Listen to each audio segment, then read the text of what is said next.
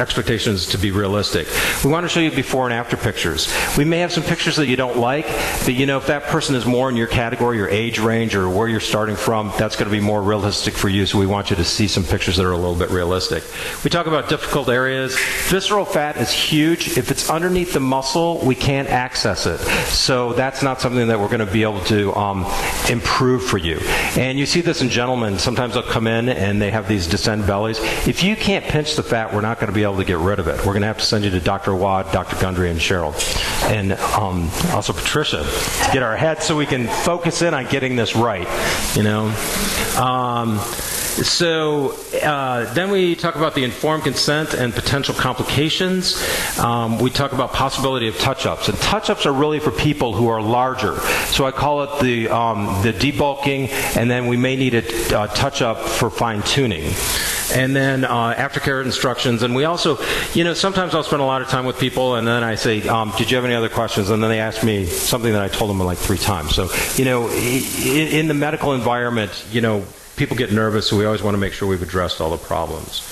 And then we see if people want to get on the schedule. So some of the questions we get asked all the time are, how much weight will be lost? Well, liposuction is not a weight loss method. And that's one of the reasons I like to bring all the people here together tonight, because it's really not a way, it's not just another surgical diet plan. So you lose inches, not pounds.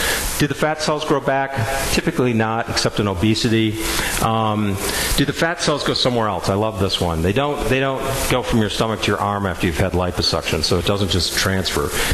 Recovery time, again, this is a really quick recovery. I have patients that get right back to their lives after the procedure. Scars are minimal, and is there saggy, hanging skin?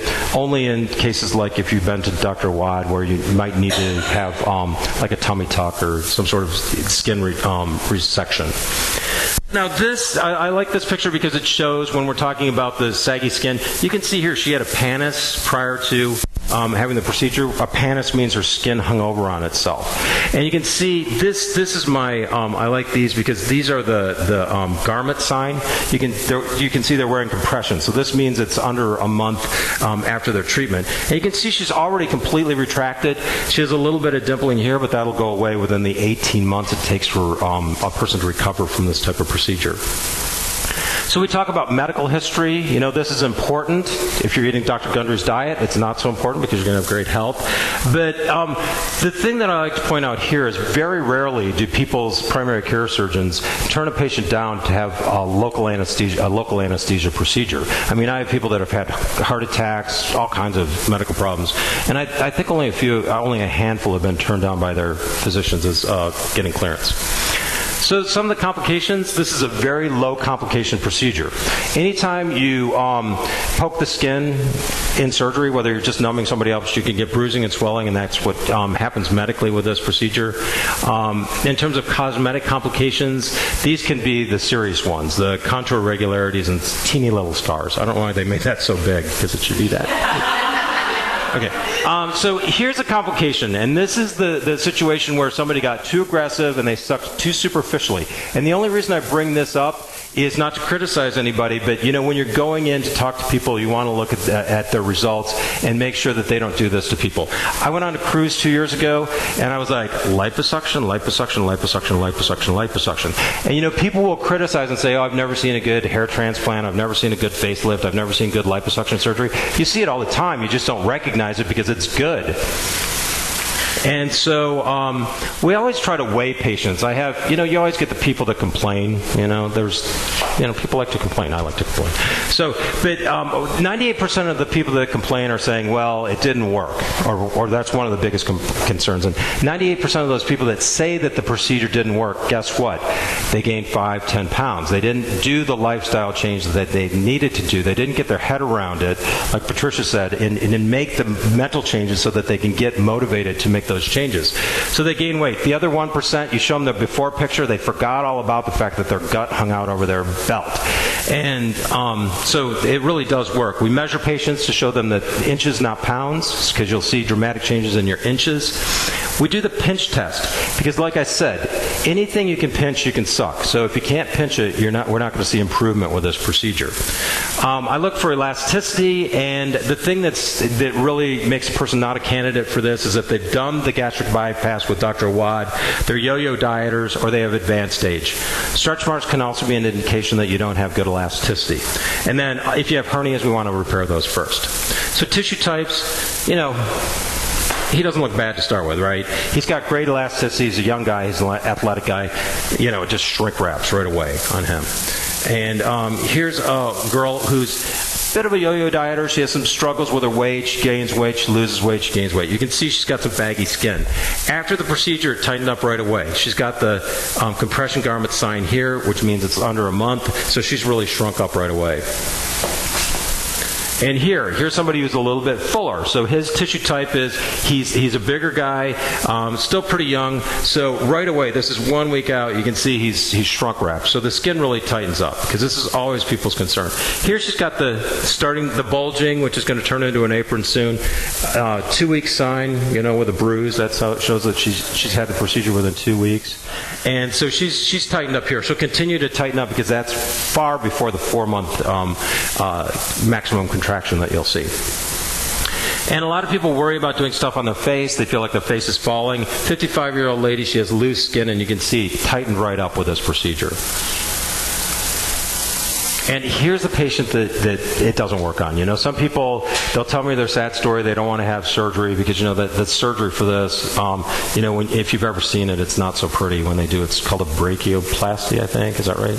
Yeah. And so you get the zipper scar here. So in the past, I would do this, and tell them it probably wouldn't work. But you can see minimal improvement. So if you've lost a huge amount of weight, you really have to have surgical excision of your skin. So basically with this procedure, there's not a lot of aftercare to it either. The main thing is you have to wear compression for 24 hours a day for 2 weeks and then 12 hours a day for an additional 2 weeks. And that's to make sure that the skin reattaches to the underlying muscle. Aftercare instructions, again, I don't like any major exertion, but I'm a big fan of people getting some exercise after a procedure.